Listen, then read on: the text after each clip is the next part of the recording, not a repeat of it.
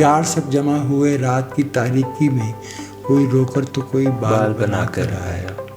فیض صاحب کی تحقیر یا ان کے احترام میں کمی لانا مقصد نہیں ہے، وہ بہت بڑے شاعر ہیں، لیکن ان کے جو ٹولز آف دی کرافٹ تھے وہ ماڈرنسٹ نہیں تھے۔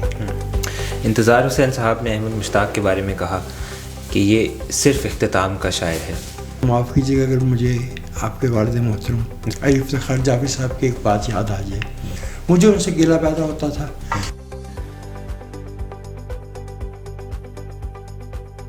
میں ییٹس پر آنا چاہتا ہوں، اور ییٹس ایک بہت انٹرسٹنگ فگر ہے۔ آپ نے کہا کہ he was the last of the classical poets, romantic poets, اور اس کو یہ بھی کہا جا سکتا ہے کہ he was the first of the modern poets, جو کہ غالب کے بارے میں بھی دلیل دی جاتی ہے۔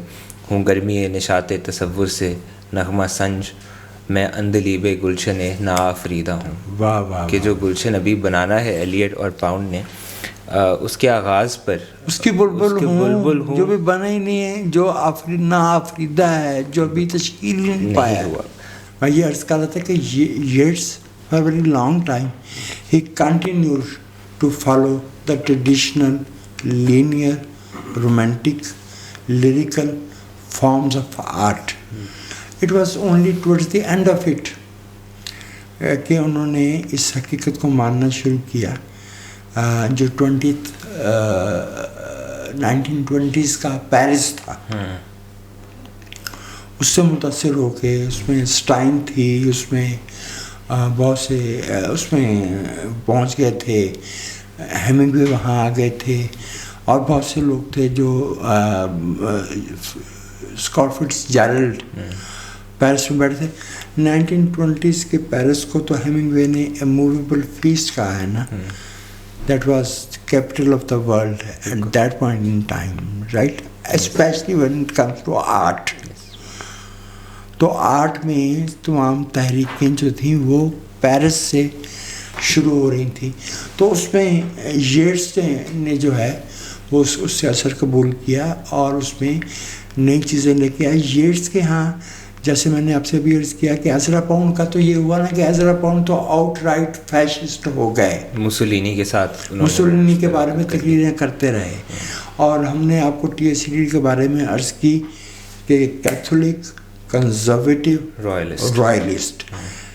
ییٹس کا یہ تھا کہ Yeats while in terms of form following the traditional modes of artistic expression، Yeats کا یہ رینج انفلوئنسز کی بہت وسیع تھی۔ He was simultaneously a Sufi, a mystic، right. ان کے ہاں جو ہے وہ آپ کو ایسٹرن انفلوئنسز بھی ملتے ہیں، اور وہ ان کو اپنی شاعری میں لے کے بھی آئے۔ تو اس لحاظ سے یہ کہہ سکتے ہیں کہ ییٹس جو ہے نا وہ جن معنوں میں ہم ماڈرنزم کی بات کر رہے ہیں اس کے اور لیٹ وکٹورین ایرا کے سنگم پہ کھڑے تھے، اور غنائیت بھی، لیریسزم بھی جو ہے وہ ییٹس کے ہاں ان سب سے زیادہ ہے۔ یہ لوگ تو ایفرٹ کر کے شعوری طور پہ غنائیت کو توڑ رہے تھے۔ مجھے معاف کیجیے گا اگر مجھے آپ کے والد محترم ضرور علی افتخار جعفری صاحب کی ایک بات یاد آ جائے، کیونکہ وہ میرے عزیز دوست تھے اور ہمارا لٹریچر پہ مباحثہ، بحث، مکالمہ ہوتا تھا۔ مجھے ان سے گلہ پیدا ہوتا تھا کہ صاحب آپ کے یہاں غنائیت بہت کم ہے۔ وہ کہتے تھے میں چاہتا ہی نہیں کہ غنائیت کے زور میں، غنائیت کی رو میں پڑھنے والا آگے بڑھ جائے اور میرا خیال پیچھے رہ جائے۔ میں چاہتا ہوں کہ وہ رکے اور اس کی توجہ میرے خیال پہ مرکوز ہو، اور وہ سوچے کہ میں نے کیا کہا ہے۔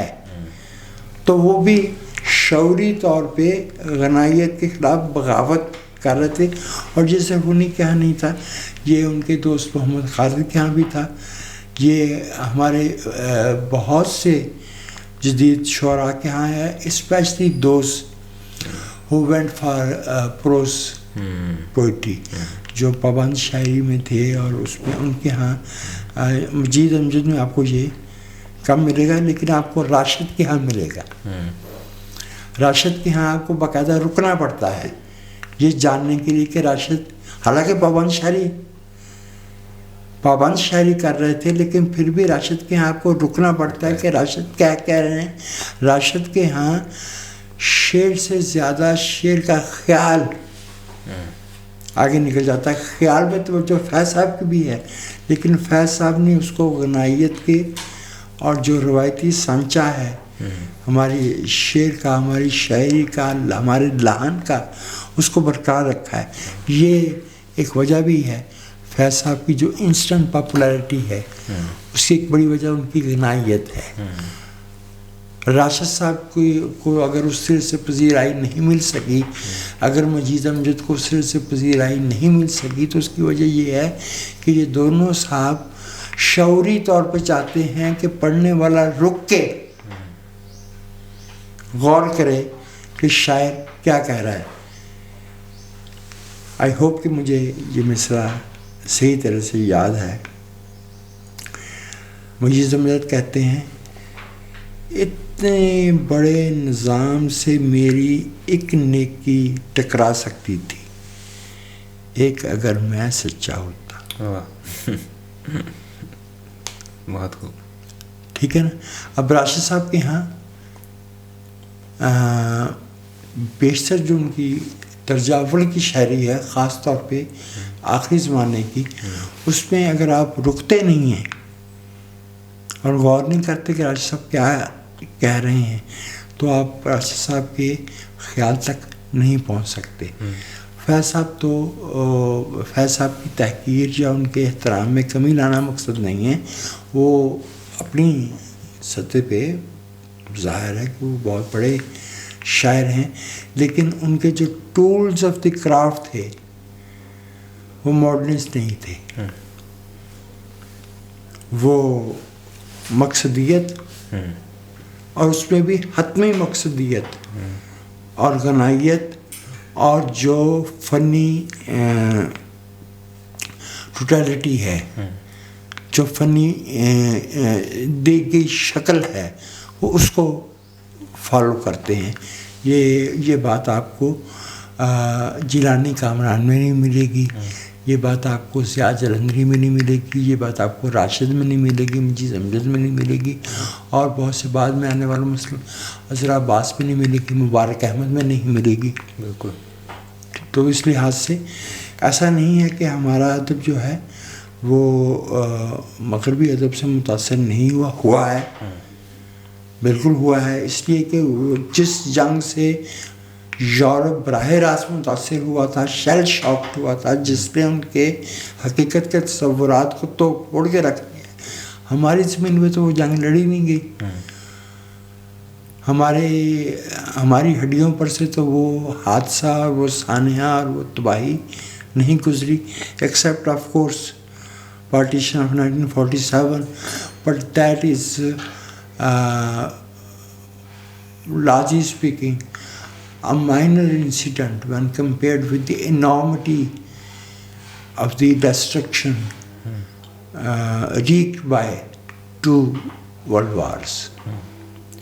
اس میں ایک بڑی اہم بات کی بیچ میں آپ نے کہ فیض صاحب سمجھا دیتے ہیں بات کو, ان کے شعر میں آپ کو ہر چیز سمجھ آ جائے گی, وہ ایک مکمل اس میں ایک تکمیل ہو جاتی ہے, آغاز ہے, درمیان میں آپ حال میں موجود ہیں اور اختتام ہے.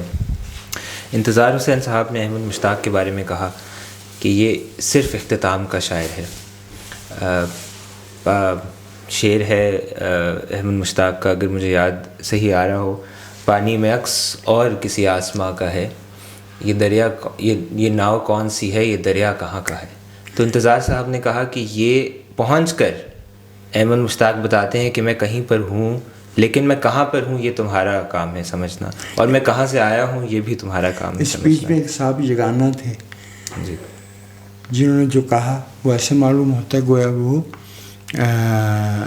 عذرا پاؤنڈ اور ٹی ایس ایلیٹ کے ساتھ کی نشست پہ بیٹھے ہیں. یہ کنارہ چلا کہ ناؤ چلی, کہیے کیا بات دھیان میں آئی. واہ. احمد مشتاق صاحب کے ہاں یہ ہے واقعتاً کہ وہ تجربے کا اختتام بیان کرتے ہیں. یہ پانی خاموشی سے بہہ رہا ہے, اسے دیکھیں یا اس میں ڈوب جائیں. اس میں ڈوب جائیں. یہ ابھی میں حال ہی میں جو ان کا تیسرا مجموعہ آیا اور آگے خزانی, تو اس میں ایک مصرع میں دیکھ رہا تھا کہ جانے امیدوار من وقت بہت گزر گیا. واہ, خوبصورت. یہ لوگ ٹوٹی ہوئی کشتیوں میں رہتے ہیں, میرے مکان سے دریا دکھائی دیتا ہے. کہاں ہوا چلی تو پھر آنکھوں میں آ گئے سب رنگ, مگر وہ 7 برس لوٹ کے نہیں آئے. اب وہ جیسے قرۃ العین حیدر کے بارے میں انتظار صاحب نے لائٹ نوٹ ہی پہ کہا تھا کہ اگر وہ کبھی اپنے پروٹیگونسٹ کو کمرے میں لیے بھی جاتی ہیں تو ساتھ ہی پردہ بھی کھینچ دیتی ہیں, اور صبح جب پردہ ہٹتا ہے تو ہمیں معلوم ہوتا ہے کہ رات گزر گئی ہے. ایگزیکٹلی یہی صورت جو ہے وہ احمد مشتاق صاحب کے ہاں ہے.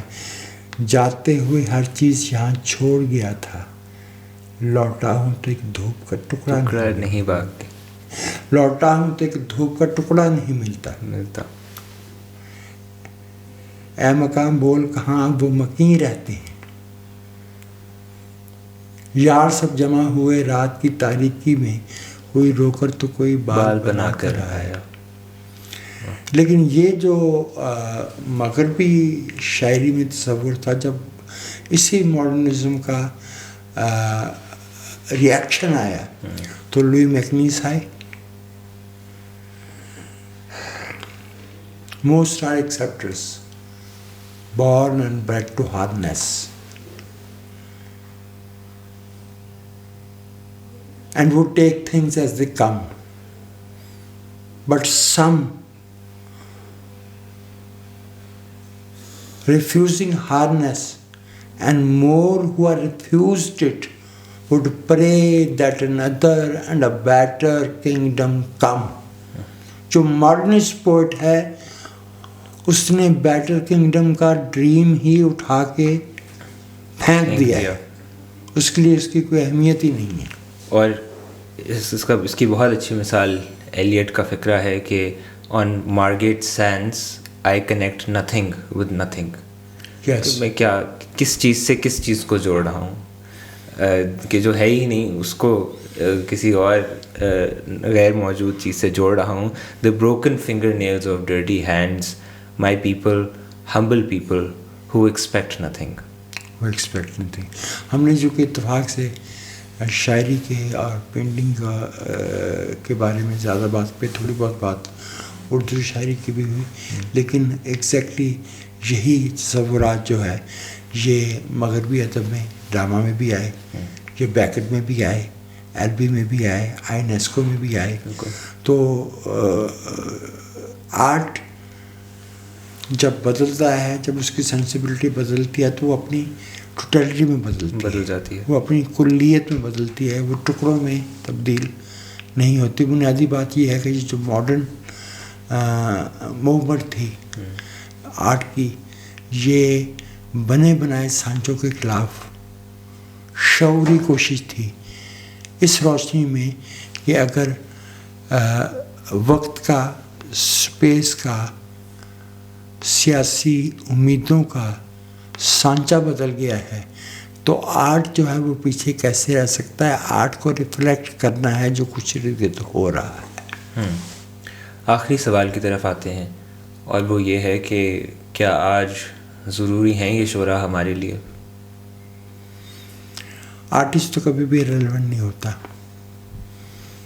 اور خاص طور پہ اگر سچویشن, صورتحال, کانٹیکسٹ نہیں بدل رہا ہو تو پھر کیسے ہم کہہ دیں کہ آرٹسٹ ریلیونٹ ہو گیا. کیا مائیکل اینجلو ایرریلیونٹ ہو گیا؟ کیا شیکسپیئر ایرریلیونٹ ہو گیا؟ کیا حافظ اور سعدی ایرریلیونٹ ہو گئے؟ ایسا نہیں ہے میرے خیال میں. ہمارا خیال تھا ایگزیکٹلی جیسے ہم 19ویں صدی میں سمجھتے تھے کہ 20ویں صدی میں بہت ترقی ہوگی اور سب دکھ دھل جائیں گے. فیض صاحب نے کہا تھا 2 ہاتھ لگے اور بیڑی پورب پار ہوئی. ایسا کچھ نہیں ہوا کرتا. ہم 20ویں صدی سے آگے نکل کے 21ویں صدی کا بھی 1/4 پار کر گئے ہیں. لیکن جو تکلیف ہے، جو دکھ ہیں، جو پین ہے، جو ڈیپریویشن ہے، جو ایکسپلائٹیشن ہے، جو ٹرنی ہے، آواز دیتی جو ٹرنی ہے، جو چند لوگوں کی بہت زیادہ لوگوں پہ اتارے جانے والی تکلیف ہے. That remains there. It is we are yet not out of jungle. ہم ابھی جنگل ہی میں ہیں، ابھی ہم جنگل سے باہر نہیں نکلے.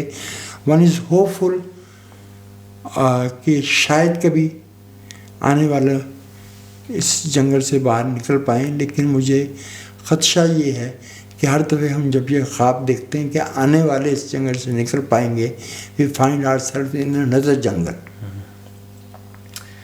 عرفان صدیقی کے اس شعر پر اختتام کر سکتے ہیں. انہوں نے تو شاید اچھا تاثر دینے کے لیے کہا ہو کہ اٹھو یہ منظر شبتاب دیکھنے کے لیے، کہ نیند شرط نہیں خواب دیکھنے کے لیے. لیکن ہو سکتا ہے کہ جدید آدمی کا خواب جو ہے وہ ایک نائٹ میئر ہو. آپ درست فرما رہے ہیں. میں جب کبھی ظہیر کاشمیری صاحب کو بہت ہی معروف شعر پڑھتا ہوں، ہمیں خبر ہے کہ ہم ہیں چراغ آخری شب، ہمارے بعد اندھیرا نہیں اجالا ہے. جب ان کا 1994 میں انتقال ہوا تو میں صحافی تھا، حاشیے کا ہی تھا، لکھتا تھا. میں نے ان کی obituary لکھی تھی اور اس کا ٹائٹل تھا Close on your heels Zaheer it's dark. یہ ہر نسل خواب ہی دیکھتی ہے کہ شاید آنے والے وقتوں میں چیزیں جو ہے وہ بہتر ہو جائیں. ہمارے پنجابی کے ایک شاعر نے کہا تھا، شیف کنجاہی صاحب، شاید ساڑیاں پرتن چا تقدیراں. لیکن مشکل یہ ہے کہ جس دنیا میں ہم رہتے ہیں وہاں پہ برائی نے، ٹرنی نے اپنے پنجے اتنے گہرے گاڑ رکھے ہیں کہ اس میں فرد کم و بیش بے بس ہو کے رہ گیا. اس کے لیے وہ امید باندھتا ہے، امید اس کے اندر سے پھوٹتی ہے. انفارچونیٹلی وہ ٹرانسلیٹ نہیں ہو پاتی زمین پہ.